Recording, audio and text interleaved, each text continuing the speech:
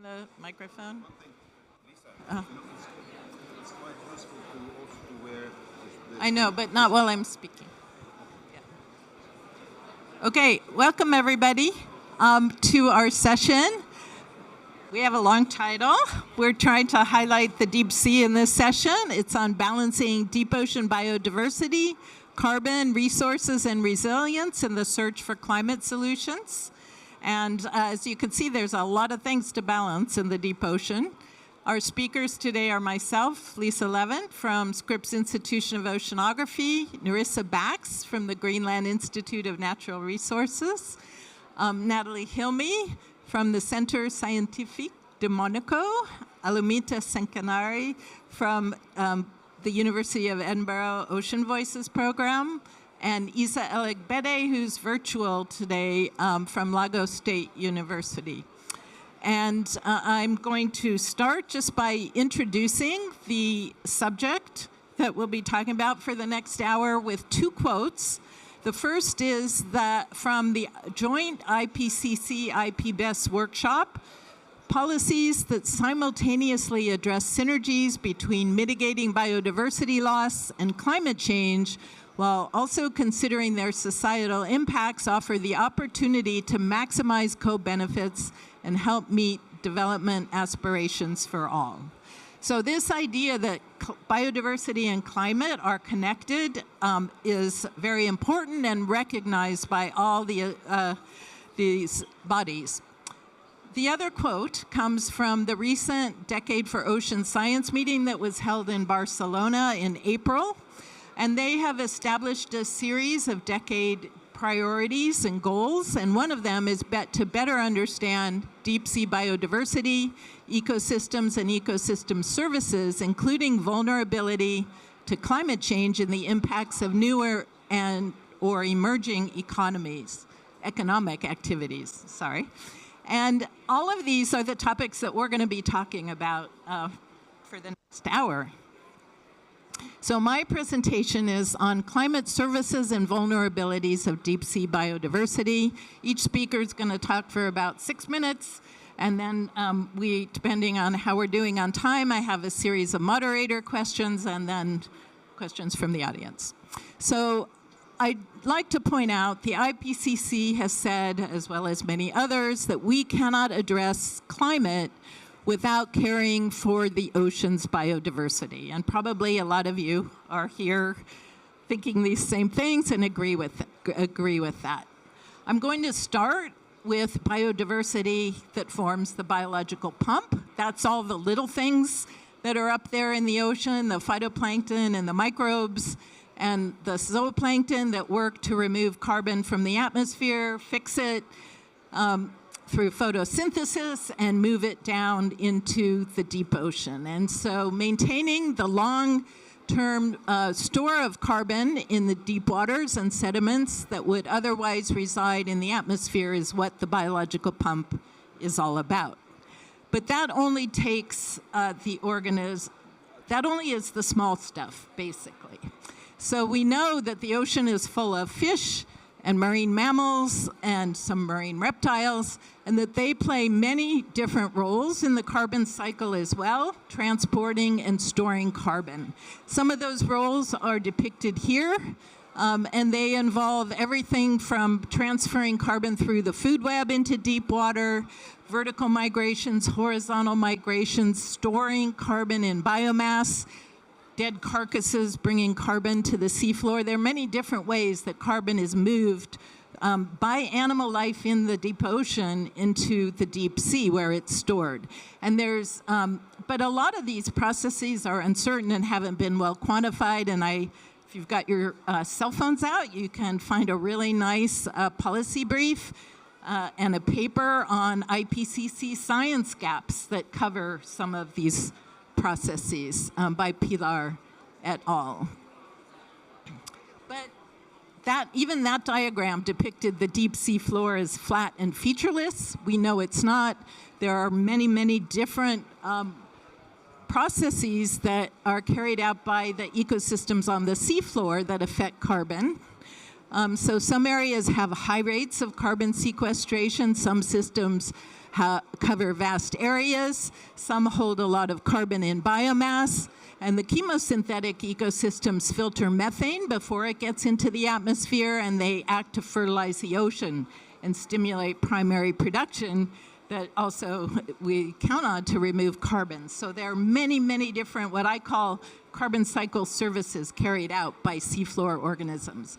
But all of this biodiversity that provides this service is under threat, both from climate change, we know from which involves warming, oxygen loss, reductions in productivity, ocean acidification.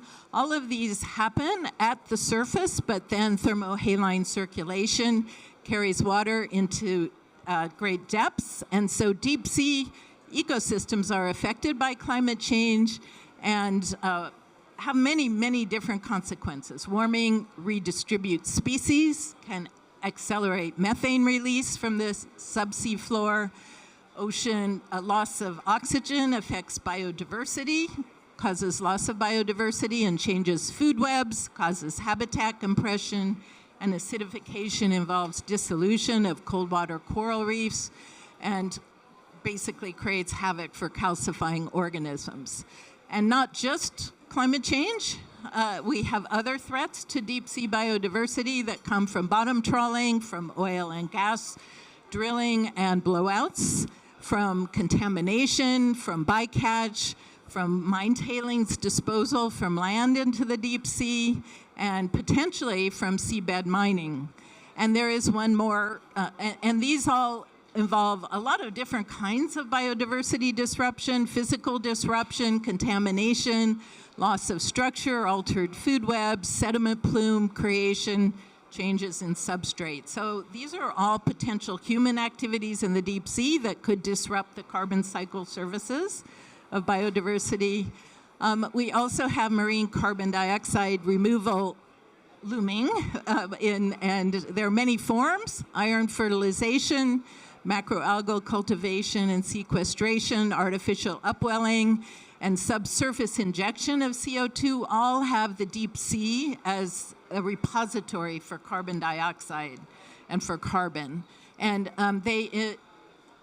when applied at scale, these will all have many different kinds of effects on ocean chemistry, on the migrations of animals. I'm just about done. Migrations of animals on the bottom, smothering, perhaps creation of anoxia and release of more greenhouse gases. Anyway, changes that we have not yet fully quantified to the carbon cycle and maybe efficiency.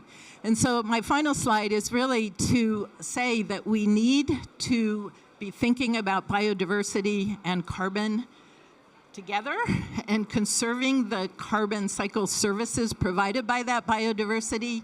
And in the ocean, in the deep ocean, it's very complex because there are many different UN agencies involved. I realized when I looked at this, the UNFCCC isn't on that diagram because this is a high seas diagram, but it should be there.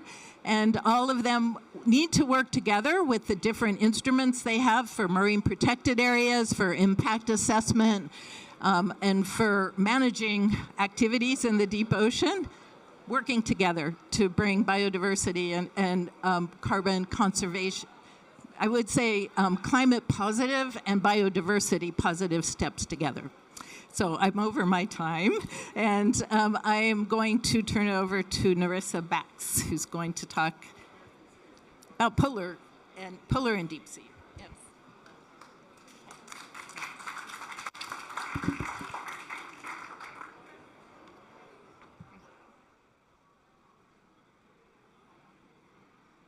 Okay, I have no slides. I prepared a little bit of a speech instead.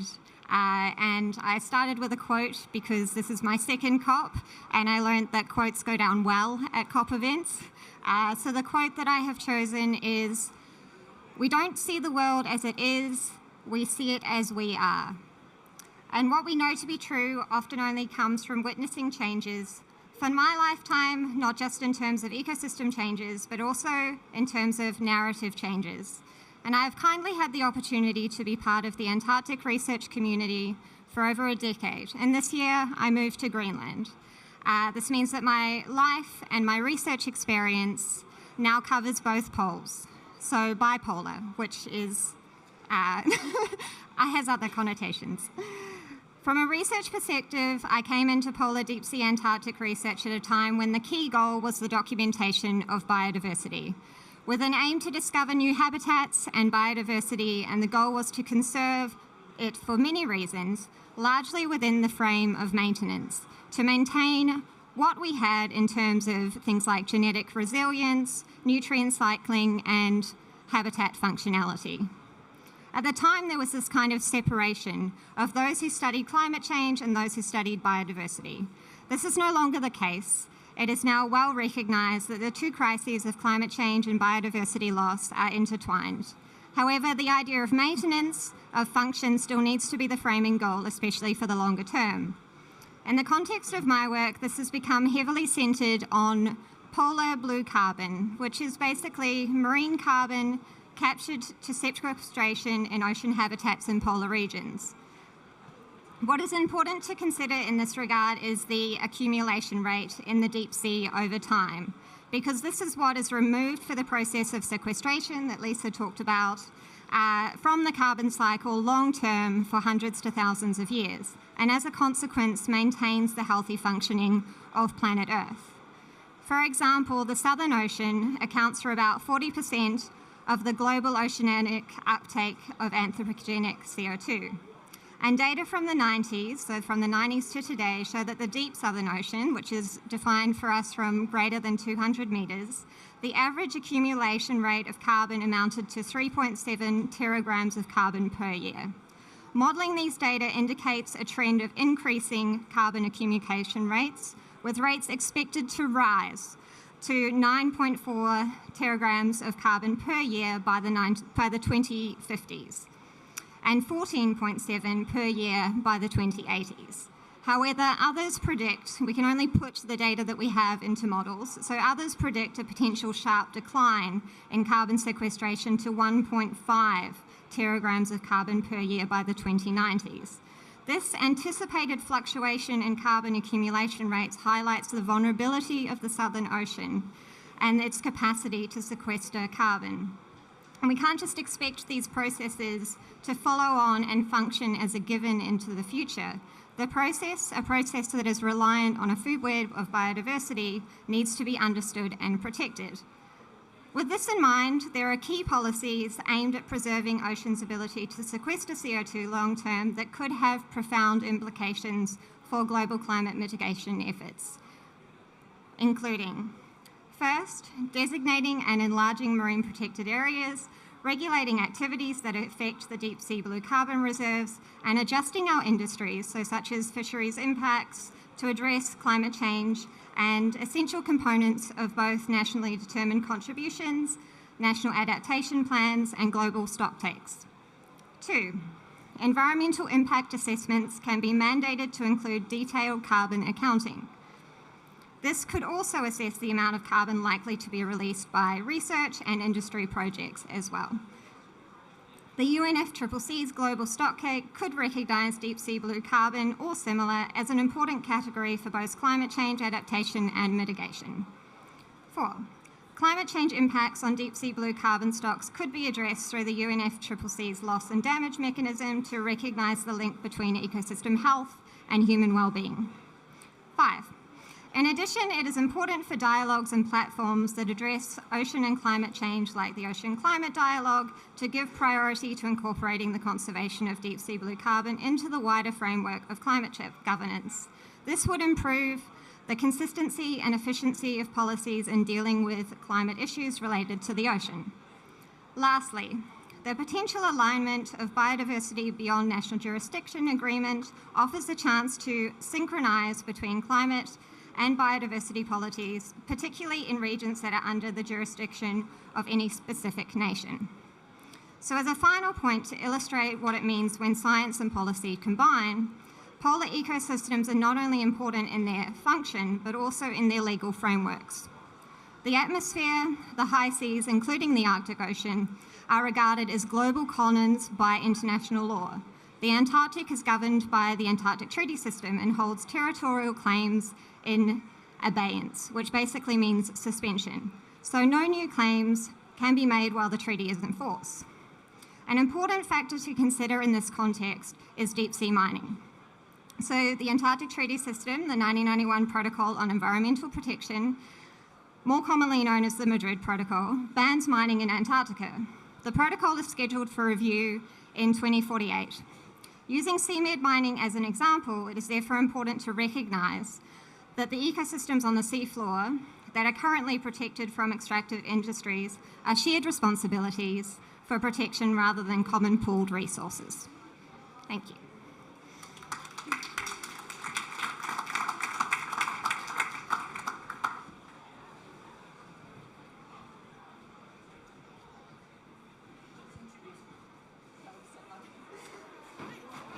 Next speaker is Natalie Hilme. Thank you, Lisa. I'm going to talk about the economic implications of the deep sea's role in climate mitigation strategies. For that, the deep sea is very important in economics, and I will show you the different ecosystem services that the deep sea is providing to the humanity. If we consider the deep sea ecosystem services, we don't know that much, in fact, because Lisa presented some ecosystem services, but we don't know all of them. So it is very, very difficult to evaluate those ecosystem services, especially in the deep sea. So I will use two key messages. The first one is the importance of the ecosystem services of the deep sea. And the second one, we will consider the monetary value to see if it is possible to give them a monetary value. For this, we have the 4 categories of ecosystem services that I will present one after the other. The provisioning services, you can see that we can divide them between living and non-living resources, and they are very important. We have also supporting services, and if we consider the supporting services, we also have to consider the cultural services inside. It's very important, especially for indigenous people. These supporting services lie at the core of the value of biodiversity, contributing to the well-being of ecosystems, but also human society. And we have the regulating services, of course, that Lisa and Narissa presented well about the climate regulation and the carbon sequestration. This is the most important, but we have plenty of other co-benefits. And the cultural services are the most difficult to evaluate because we cannot really know the iconic value of those ecosystem services in the deep sea. I will show you some numbers about the economic valuation of the deep sea ecosystem services. If we look here, you can see that most of the ecosystem services are evaluated in million. The only one which is in billion is oil and gas. So how are we going to tell policymakers not to go and take those oil and gas in the deep sea? This is a big issue. Oh, sorry. The way to tell them is the biodiversity in the deep sea is very important. This is what we are trying to do in this session. And the climate services can be evaluated. And this is very important in this COP, that we are talking about carbon markets. If we know how much the deep sea is sequestering carbon dioxide, we can give an economic value and we can take it to the market. And this is what is being discussed in this COP. Nature-based solutions are one solution. It's not the only one. And the deep sea, as I told you, have also co-benefits. The link with the financial market is we have the carbon market, but we also have the nature market that has been discussed in COP16 in Cali. And all the co-benefits that we have in the deep sea are very important and valuable, and we can consider them for the nature market and the carbon and the biodiversity credits. Thank you for your attention.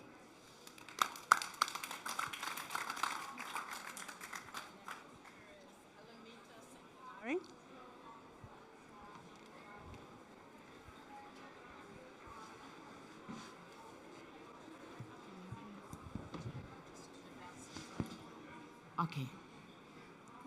Thank you. Just to build on her presentation on indigenous people, distinguished colleagues, thank you for the opportunity to speak here today. I'm here to present our project under the Ocean Voices program at the University of Edinburgh titled Weaving Indigenous and Local Voices for Ocean Stewardship.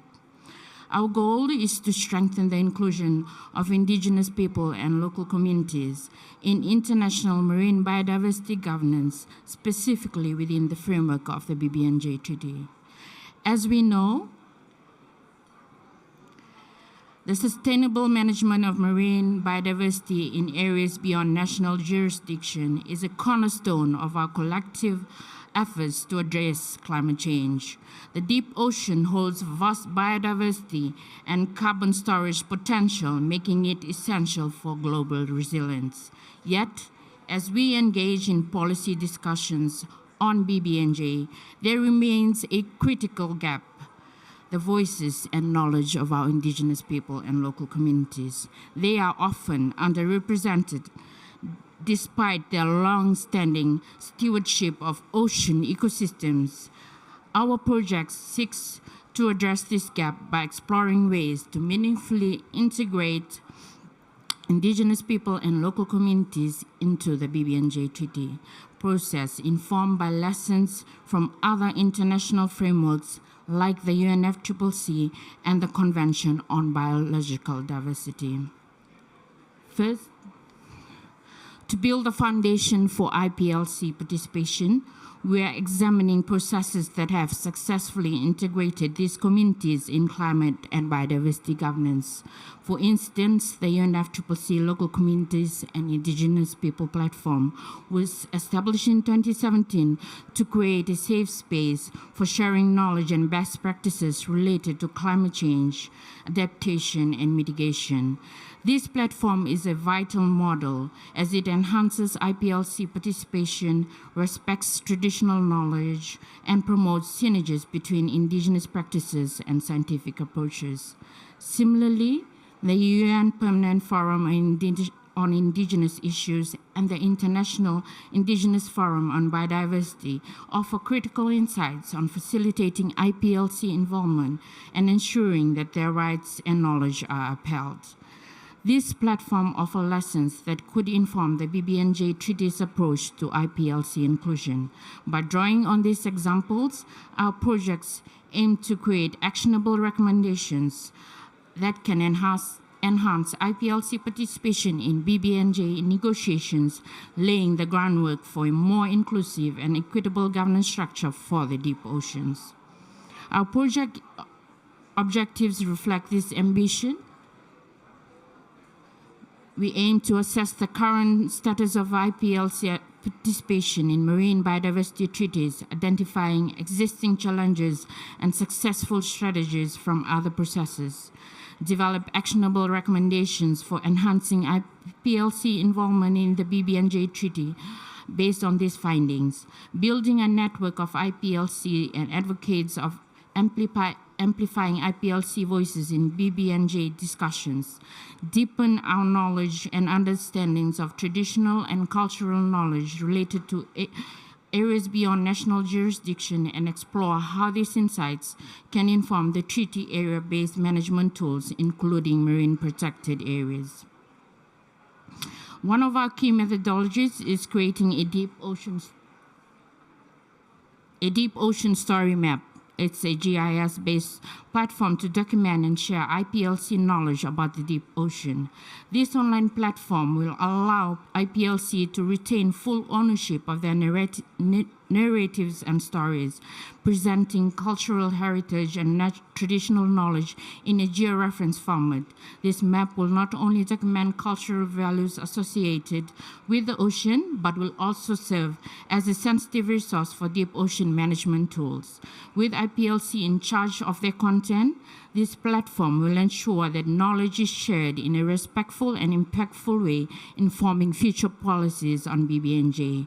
Through this story map, IPLC can share their experiences and perspectives on ocean stewardships, helping to fill data gaps on biodiversity and ecosystem interactions that are critical for resilience in ocean governance. For policymakers, this map can serve as a repository of knowledge to guide the design of area-based management strategies, including MPAs, by acknowledging the cultural, ecological, and traditional significance of these areas. In terms of our expected outcomes, we anticipate that this project will enhance IPLC representations in marine biodiversity governance, providing these communities with the capacity to engage effectively in BBNJ negotiations, identify and document best practices and policies for IPLC inclusion in international treaties, allowing us to generate tailored recommendations that can directly influence the BBNJ Treaty, strengthen partnership between IPLC governments and international organizations, fostering collaborations towards sustainable and equitable marine biodiversity management. Ultimately, our hope is that this project will lead to more inclusive and cultural sensitive governance frameworks for the oceans. By drawing on the traditional knowledge of IPLC, we can gain a holistic view of the ocean health that balances biodiversity, carbon storage, resource management, and resilience. Our long-term vision is that the BBNJ Treaty will not only secure biodiversity beyond national jurisdiction, but will also honor and integrate the wisdom of indigenous and local communities. By doing so, we will ensure that ocean governance is not only scientifically informed, but also culturally respected and inclusive. This approach will strengthen our collective capacity to address climate challenges, as IPLC knowledge has for centuries offered adaptive strategies and ecological insights that are invaluable in today's rapidly changing climate. In closing, integrating IPLC voices into the BBNJ and other treaty processes is essential for achieving a sustainable, resilient ocean future. We invite collaborations and support from all stakeholders in building a framework where traditional and scientific knowledge work together hand in hand to steward our ocean for future generations. Vinakawakaleo.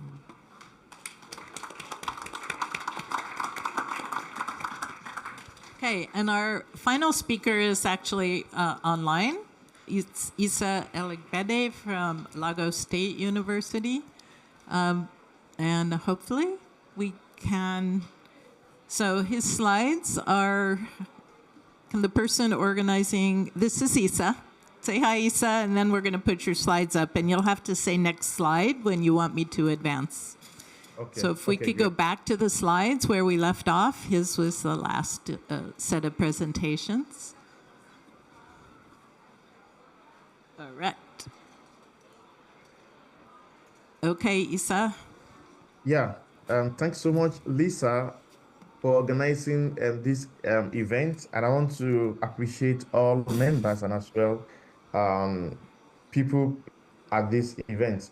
So I'll be talking about the sustainable management of the deep sea biodiversity, including the carbon sequestration and the resource contribution to climate resilience. Next slide. Next slide. Yeah, sorry, I can't see it very well, but I'll use my slide. So basically, it's a known fact that sustaining the deep sea resources and the ecosystem is important for us to have climate resilience and as well for our blue economy. So because this ecosystem, they are important in carbon storage and supporting our marine resource biodiversity.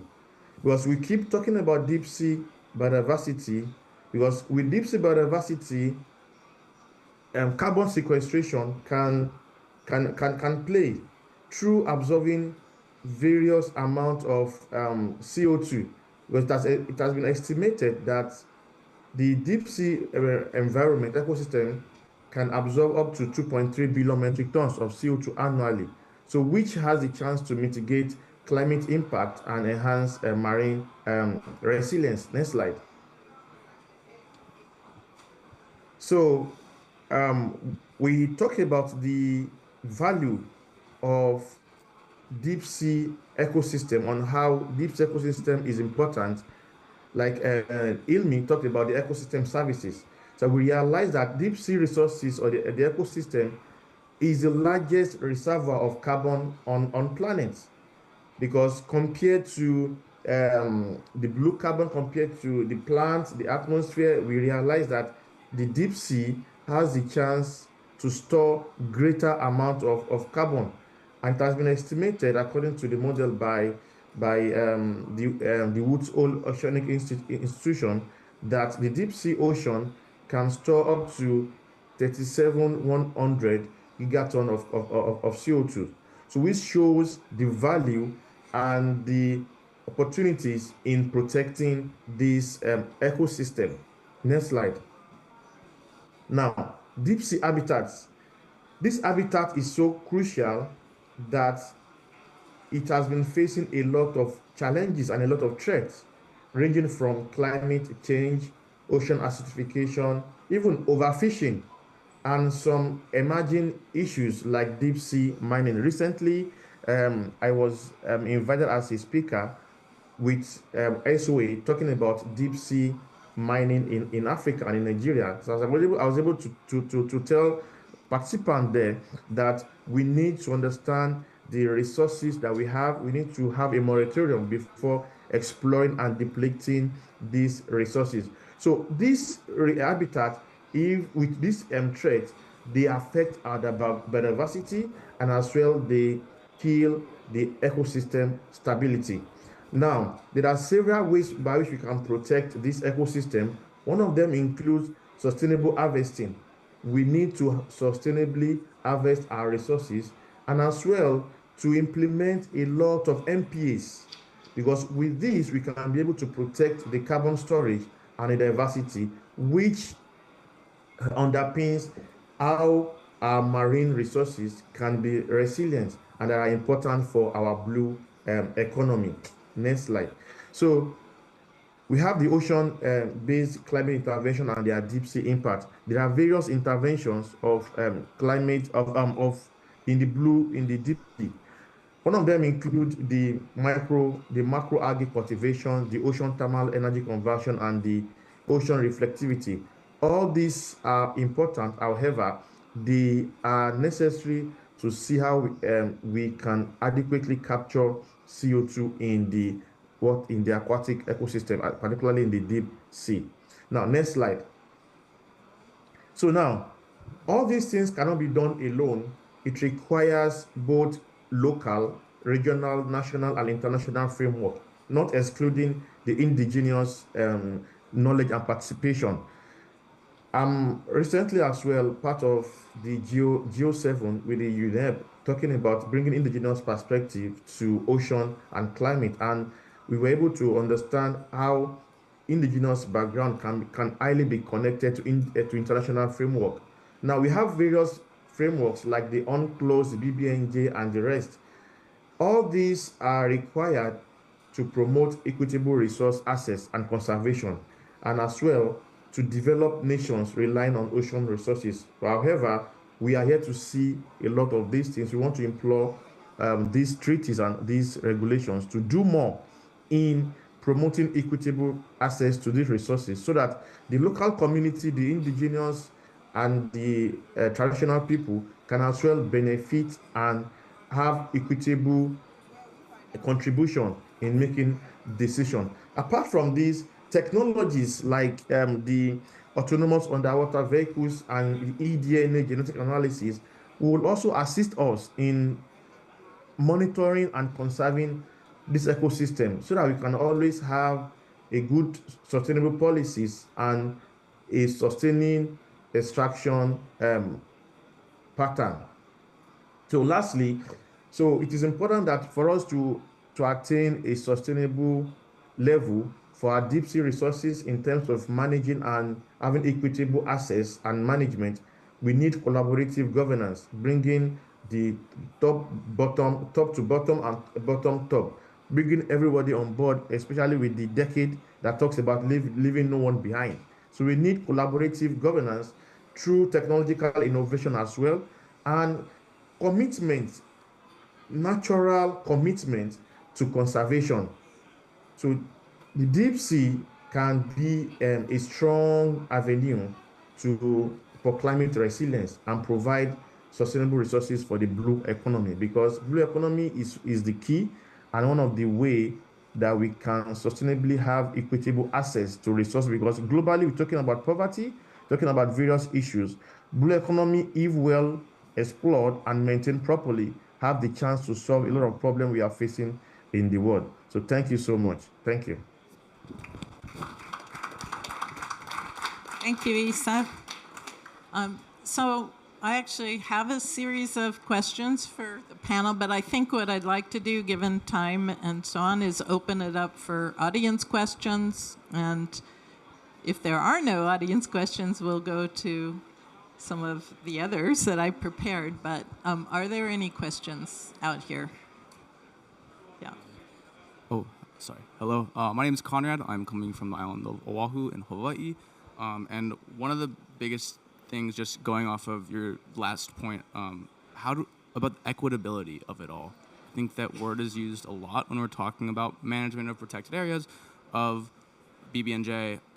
But how do we, in this setting, like when it comes to different states, like how do we actually functionally make it equitable? I guess I'm thinking of more of steps now to lead towards like true equitable benefit of resources from the high seas, like because I feel like we use the word a lot, and to me it doesn't feel tangible in a way. So if you could expound on that a little, I'd appreciate it.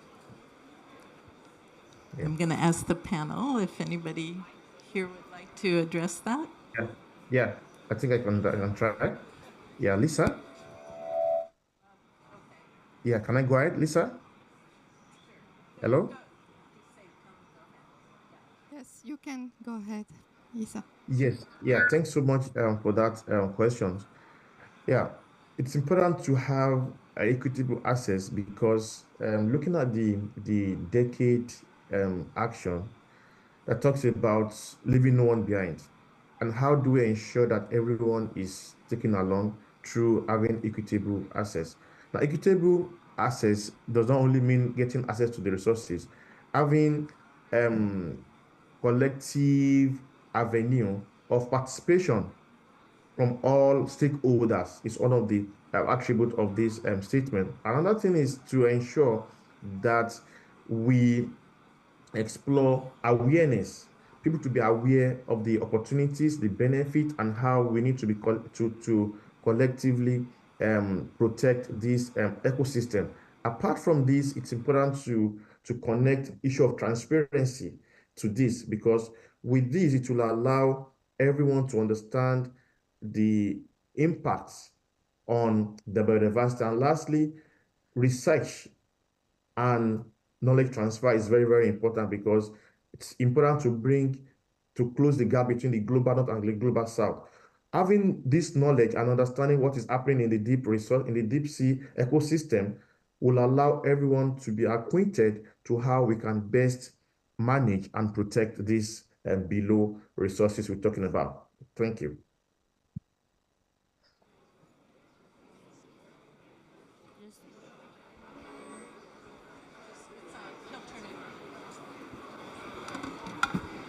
Just to add on, just to add on to what he said, so he talked about the importance of research in terms of equitable, and you've seen here that we are a panels from different universities doing research on this, from scientific experts to indigenous people and community level. So this is basically an equitable approach on how we actually tackle BBNJ in this, and going forward from here to actually, collaborate with us on how best we can actually address these gaps that we have, and to have it in a way to inform decision makers on them to actually take these initiatives forward when they're negotiating on the issues that we have in common. So thank you for that question.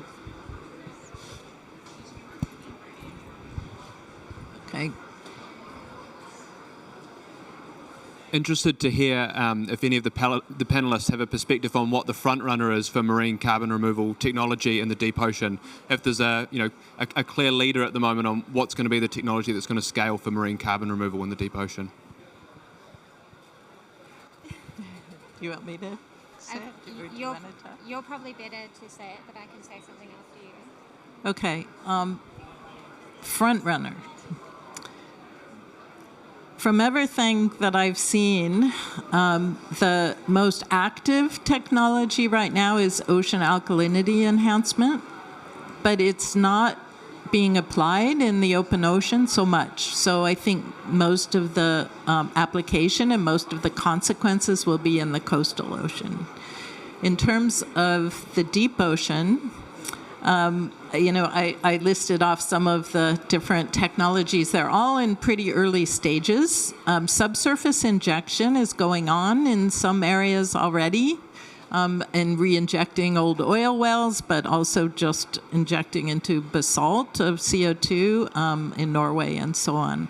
I don't know front runners. I would say all of the technologies are still in early enough in the research phase that people haven't decided yet on or evaluated efficacy, how much carbon is actually removed versus how much cost, how much energy it requires, and then what the environmental risks are. So I would say we don't really have a lot of front runners in this realm.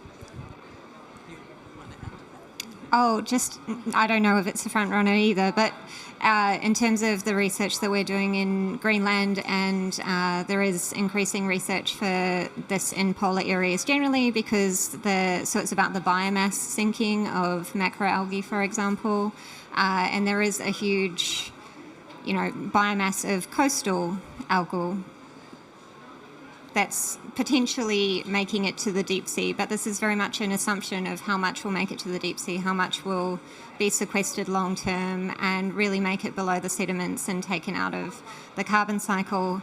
And so that's still to be determined in terms of what the natural process is. But there are organisations that have been looking at this and trialling this and proposing to do it at scale already.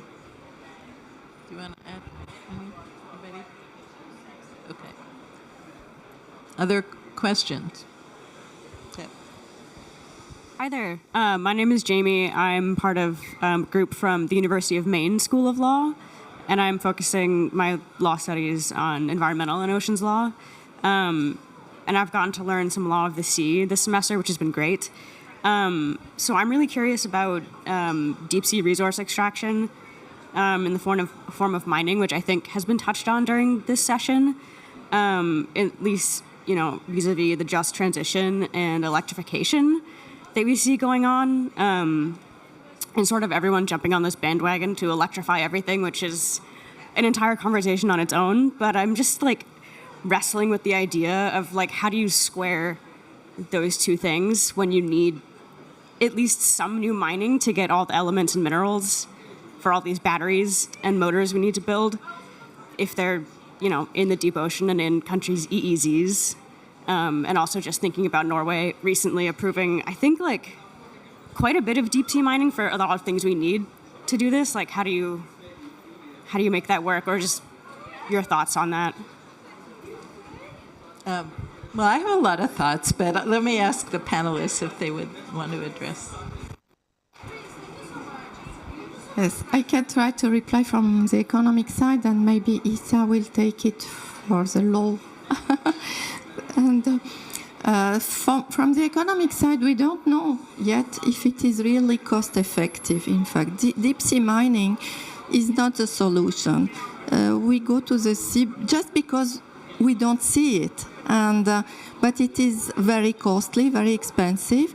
So meaning that what we will take from the sea, we can take it from the land as well, and it will be more cost effective.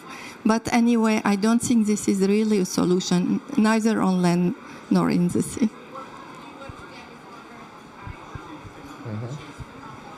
It's really important to point out the battery technology is changing rapidly, and that iron phosphate batteries now represent 30% or more of the battery market, and they're mainly manufactured by China. And it's estimated by 2030 they'll be 40% of the market, and they don't use iron, nickel, cobalt. They don't use nickel, cobalt, and copper, which is what they want to mine from polymetallic nodules. So it's really, plus, given new recycling and reuse and basically changing practices, it's really unclear whether we need to mine the deep sea. I think that has to be said. And Issa, did you want to add anything? Yes, I would like to say some things. Yeah, basically, for mining the deep sea, it's important that we talk about moratorium, and we need to talk about EIA, doing extensive EIA before we start mining the deep sea, because our biodiversity will be affected, and so many other things will be affected, including our health, because all these things in the chain of exploitation will also connect to our health, because when some of the chemicals with this drilling gets to the fish, and they bioaccumulate and biomagnify, and they affect our health as well. So we need to have an holistic EIA before doing this, and as well to see how we can always find a way to protect both human in the long run, and as well the biodiversity, before talking about these resources. Like Ilman said, we need to find a way to restrain ourselves. Let's be on the land, the while we refrain ourselves from concentrating on the deep sea, because we've seen how mining has damaged the terrestrial ecosystem. So we should try to remain in that sphere and not try to extend those damage to the marine ecosystem. Yeah, thank you. Say anything else? Yes? No. Okay. More questions?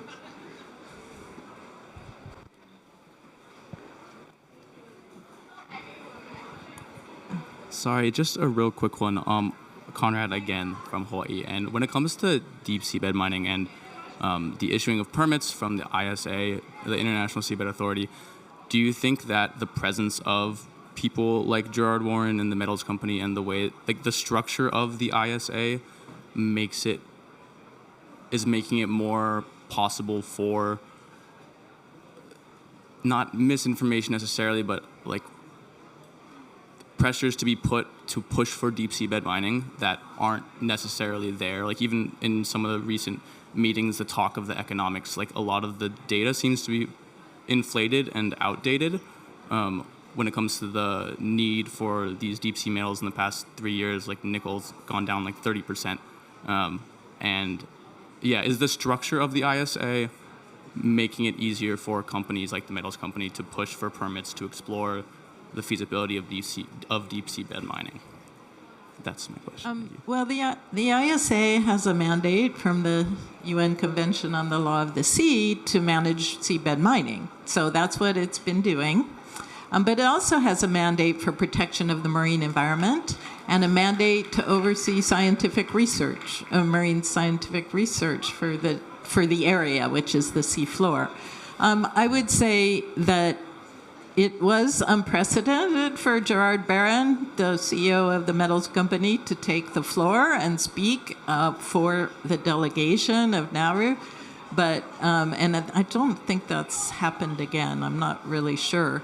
we have a new Secretary General coming in January from Brazil, who's a scientist, and maybe there will be more transparency and proper actions. But they have this mandate to manage mining, and so you can't fault them for going ahead and having a discussion.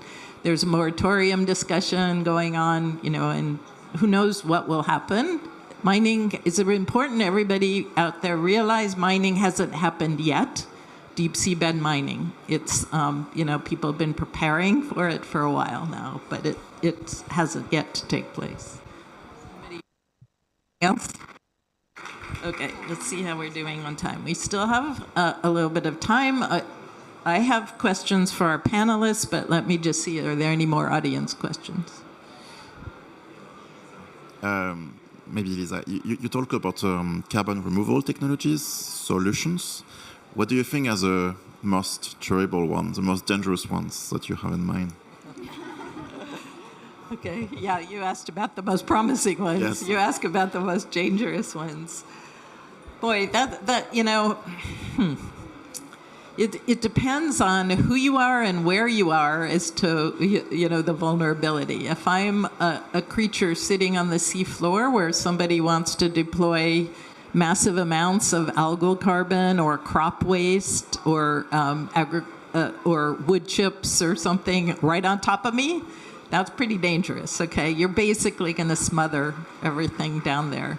But the scales at which that can happen, it's really hard to know if you can cover many thousands of square miles of seafloor with that. You're going to wipe out a lot of seafloor. But I don't know if that actually can happen, if people can cultivate enough algae or so on. Iron fertilization has risks associated with basically creating algal blooms, especially in places that don't normally have them, but maybe in places that do. We know that sinking algae are decayed by microbes, and that that decay consumes oxygen, so it leads to oxygen loss. They release carbon dioxide, so it leads to acidification, and it creates essentially potentially small oxygen minimum zones underneath, which could lead to avoidance of species, changing vertical migrations, and basically affecting the carbon cycles that I was talking about. So artificial upwelling would do that too. I don't know. I mean, each one has a set of environmental risks. It has potential benefits, but only if we can show that they sequester enough carbon, and there are many questions about how effective iron fertilization is at sequestering carbon, for example. So would you guys like to? I've done probably too much of the talking. Okay, I have a couple of questions for others. Let's see. I'm gonna go to Natalie next. So Natalie's an economist, and I'm going to ask: can you talk about the importance of placing a quantitative value on the deep ocean, like a dollar value?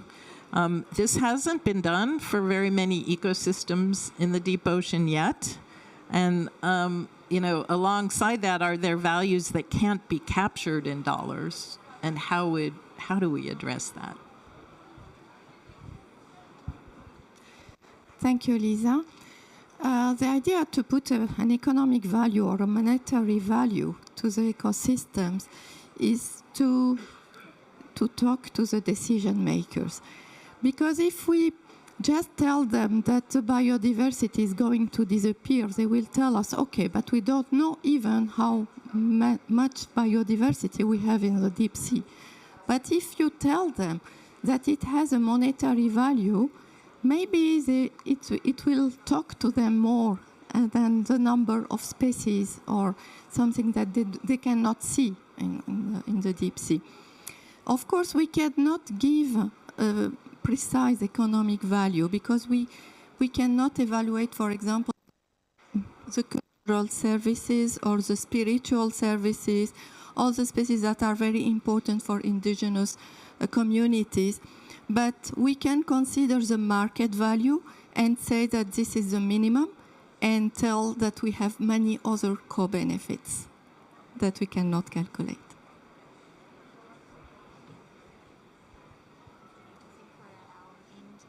we have 4 minutes. Okay. I'll keep, if anybody has a question, raise your hand, and if not, I'm going to keep asking my own questions.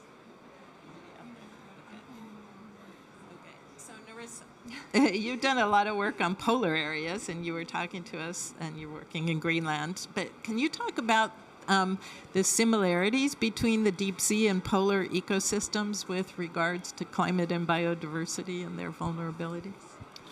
Yeah, I sort of thought about two aspects for this. So the first one is from an Antarctic standpoint, you would imagine, especially in the deep sea, that this is the area of least human impact that we have on Earth. But these ecosystems are impacted, and we have seen this and documented it in terms of, from my own personal experience, my first glimpse into the deep sea in Antarctica was there was an abandoned bottle on the seafloor and lines from longliners in this area that was meant to be, hypothesized to be quite biodiverse. And on top of that, just building on some of the themes that I talked about for the framework, the legal framework in the Antarctic Treaty System, it provides something that has a foundation that could be built upon. So in terms of,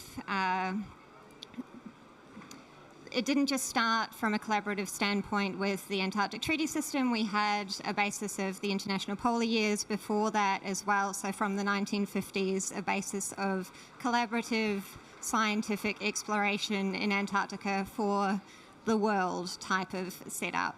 And if that is taken on board within frameworks like the UNFCCC, which is something that our working groups have put forward, but since that time we've also got the BB&J Treaty, these things could be linked, and we also have frameworks like, climate smart marine protected areas. So if you linked all of those things together, you have a sort of model testing ground, which is Antarctica, but they can also be applied more broadly. And I think also that theme of mining, so the moratorium in Antarctica is much further in the future, but you don't want it to be this kind of lesson of, oh, we did it in the deep sea and other areas and now we realize the importance and we're not going to do it in Antarctica.